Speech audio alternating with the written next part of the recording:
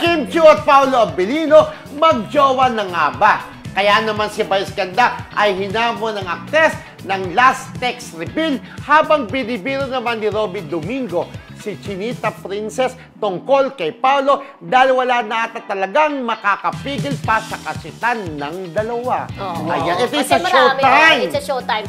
Yung ano muna, di ba? Yung maraming nag-chat sa akin after no Birmingham nila. Yes. Na iba raw ang nakikita ng mga tao doon sa mga videos na lumalabas sa mga social media. Kasi sila, meron tayong friend na natin siya, di ba? Si Marcelita. Ang nagbigay ng pagdala mo ngayon, di ba? Alam mo bang umabot sa point na nag-check-in sila ng grupo nila doon sa hotel mismo ni Kim Chiu para makasama sila Kim at Paolo hanggang kinabukasan. Di ba yayaman si Marcelita, ha? Doon nag-check-in. At binigyan siya ng t-shirt, di ba? Oo, binigyan siya ng t-shirt. At may mga kwento nga ni Kim Chiu.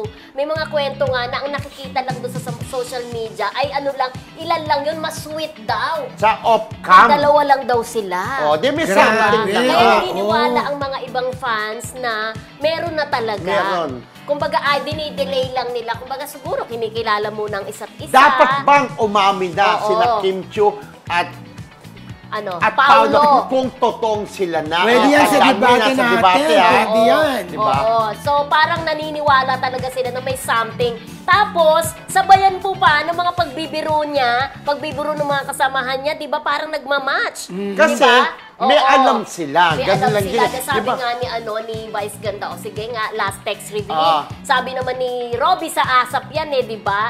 Kinongratulate niya si Kim at saka si Paolo sa success ng kanilang mga out of the country tsaka mga provincial tours. Talaga namang nagbe-break sila ng record dun sa Birmingham. Alam mo ba, pinakamaraming tao daw ang nagpunta doon na parang sila, ang Kim Pao lamang ang nakapag-gano ng maraming tao. Sa isang out-of-town shows nila. Out of the country, grabe, sa UK.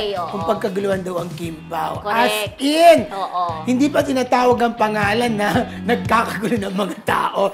Ganun sila kalala. Talagang sikat na sikat nila ng Kim Kalala Pao, talaga. diba? At ang mga Kimeral nga lumipat na sa Kim Pao. Naku, lalayo pa ba tayo dito sa Marisol Academy? Ang dami-daming mga Kim Pao na mga panay na nanonood at tumututok sa atin. Maraming salamat po sa patuloy na pagtangkilik sa Marisol Academy at saka po sa Marisol Academy tonight. Kim Pao Universe, hello! Yes, Kim Pao International. Mami Amores! Kim Pao Sweethearts. Kim Pao fans.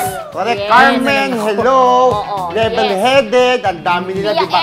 Pia L, si Maureen Ferrer.